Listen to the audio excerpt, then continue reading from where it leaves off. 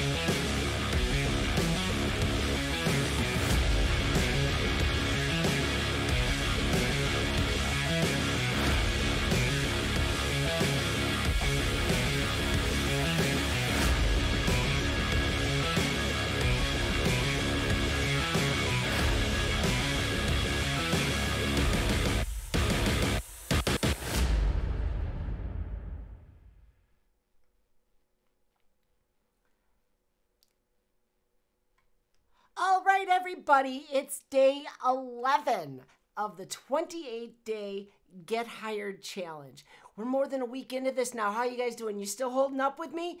We've got lots of great information to go through yet coming out of the Cybersecurity Career Guide.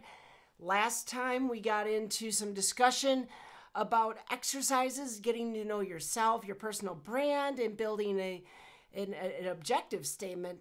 Now today we're gonna go through some terms. We're gonna talk about some terminology that's gonna be really important for you to understand, not only as you get to know yourself, but also as we start to talk about how you navigate job descriptions and choose how you're going to tailor your resume. These are all things that are coming up in future episodes, so stay tuned for those. But this is important. This is foundational stuff you're going to need to know as we dig into further conversations. In fact, even tomorrow's conversation, we're going to talk about a capabilities matrix, and we're going to get into the idea of core skills.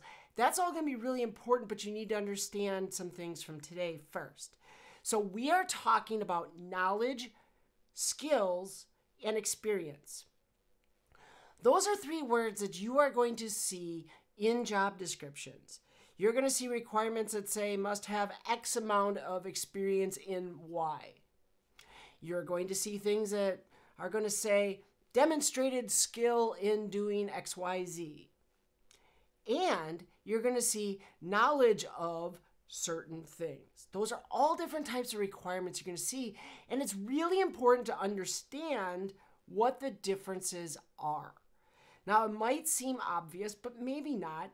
But what I'm going to encourage you to do is, as we talk through these, take in what each of these words actually means, and then I'm going to call out to you with a homework assignment. I'm going to tell you it is imperative that you sit down and come up with a list of your knowledge, skills, and experience. Now, in the book, we go through an exercise. I'm not going to go through that today, but I think you're perfectly capable of making a list of these, so I'll leave that up to you. But let's talk about it. So the first one is knowledge. Knowledge refers to what you would expect. It means that you know something about the topic. You may have read an article or a blog. You may have watched a YouTube video from some goofy chick in Wisconsin who's telling you how to get hired in cybersecurity, maybe. I don't know.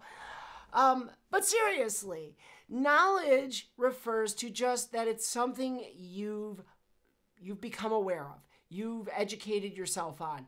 A lot of times when you're going to see those as requirements is going to be things like knowledge of this framework. So you're going to see people ask for knowledge of the NIST framework or ISO 27001, 27002, et cetera, et cetera.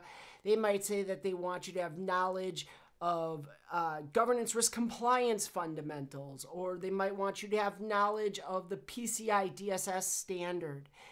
These are all things that, when they say knowledge of, they're saying that you understand the information, right? That's all that it is. If they're asking for knowledge of, hey, do some research, find out about it, establish your knowledge. It's that simple.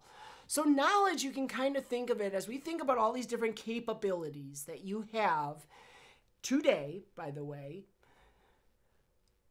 Knowledge is that one that's kind of at the base level, right? That's like, if we were to put these in degrees, knowledge is at that first degree of, of capability.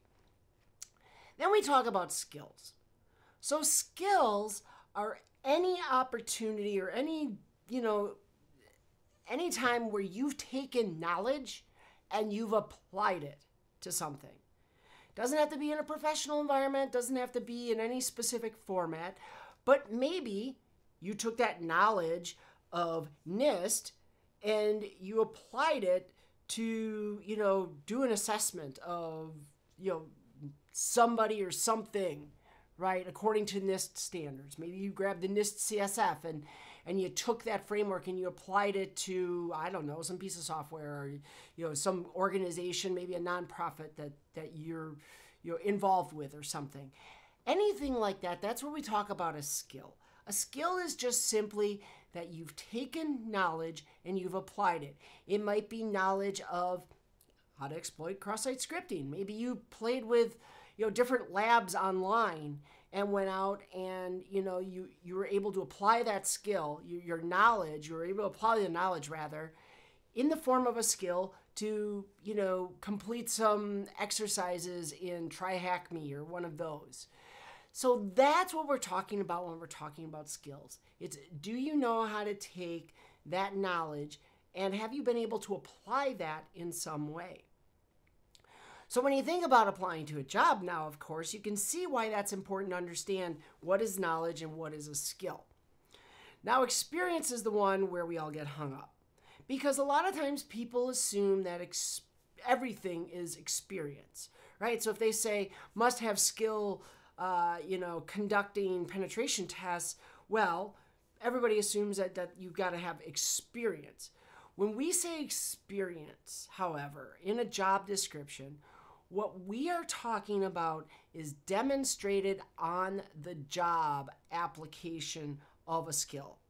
So you've got a skill, you've applied knowledge to something, you've used that knowledge in a meaningful way. But for it to be experience, what we're looking at is that you did it in a professional sense. Now, it doesn't mean that you had to be working necessarily in a job. So again, like I said before, maybe you've done some work on behalf of a small business or a nonprofit or some organization that you're involved in. That's something that I did very early in my career. I was involved in a little league, and so I helped assess their website for security flaws. Maybe you've done something like that, or maybe you have the opportunity that you could.